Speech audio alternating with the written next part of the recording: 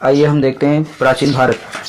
प्राचीन भारत में भारत का इतिहास इस प्रकार है। उत्तर से हिमालय से लेकर दक्षिण में समुद्र तक फैला यह उप महाद्वीप भारतवर्ष के नाम से ज्ञात है, जिसे महाकाव्यों व पुराणों में भारतवर्ष अर्थात भरतों का देश तथा यहाँ के निवासियों को भारतीय अर्थात भारत की संतान कहा गया है। भरत एक प्राचीन कबीले का नाम था।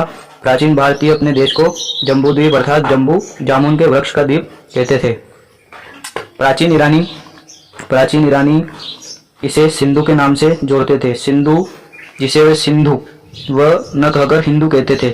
यही नाम फिर पूरे पश्चिम में फैल गया और पूरे देश को इसी एक नदी के नाम से जाने जाने लगा। यूनानी इसे इंदे और अरब इसे हिंद कहते थे। मध्यकाल में इस देश को हिंदुस्तान कहा जाने लगा। यह शब्द भी फारसी शब्द हिंदू शब्द से बना है। यूनानी भाषा के इंदे के आधार पर अंग्रेजी से इंडिया कहने लगे।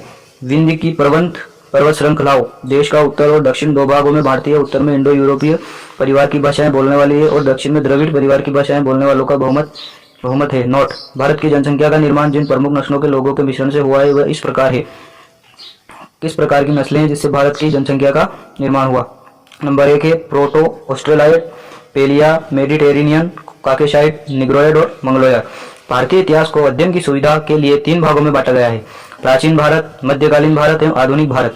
सबसे पहले इतिहास को 3 भागों में बांटने का श्रेय जन्मर इतिहासकार क्रिस्टो सेलेरियस 1638 से 1707 को है। प्राचीन भारत। प्राचीन भारतीय इतिहास के स्रोत। प्राचीन भारतीय इतिहास के विषय में जानकारी मुख्यतः 4 स्रोतों से प्राप्त होती है। नंबर 1 धर्म ग्रंथ।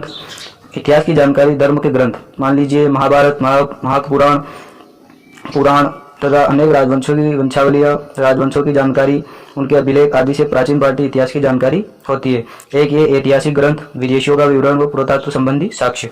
धर्म ग्रंथ एवं ऐतिहासिक ग्रंथ से मिलने वाली महत्वपूर्ण जानकारी। भारत का प्राचीन और सर्वप्राचीन धर्म ग्रंथ वेद है, जिसका संकलन करता महर्षि कृष्ण द्वैपायन व्यास को माना जाता है, जिसे वसुदेव कुटुंबकम का उपदेश देता है। भारतीय परंपरा को वेदों का नित्य तथा अपौरुषेय मानती है। वेद 4 है: ऋग्वेद, यजुर्वेद, सामवेद, अथर्ववेद। इन 4 वेदों को संहिता कहा जाता है। ऋग्वेद ऋचाओं के क्रमबद्ध ज्ञान के संग्रह को ऋग्वेद कहा जाता है। इसमें 10 मंडल, 1028 सूक्त, वाल्मीकि पाठ के 11 सूक्तों सहित एवं 10,462 ऋचाएं हैं। इस वेद के ऋचाओं के पढ़ने वाले ऋषि को होत्र कहते हैं। इस वेद से आर्य के राजनीतिक प्रणाली, इतिहास एवं ईश्वर की महिमा के बारे में जानकारी मिलती है। विश्वामित्र द्वारा रचित ऋग्वेद के 3रे मंडल में सूर्य देवता सावित्री को समर्पित प्रसिद्ध गायत्री मंत्र है। यहाँ देखिए दोस्तों, ऋग्वेद किसके द्वारा रचित है? तो विश्वामित्र द्वारा रचित है। इसके 3रे मंडल में, मतलब इसके 3रे अध्याय और 3रे मंडल में सूर्य देवता को समर्पित, सावित्री को समर्पित प्रसिद्ध गायत्री मंत्र है। इसके 9वें मंडल में देवता सोम का उल्लेख है।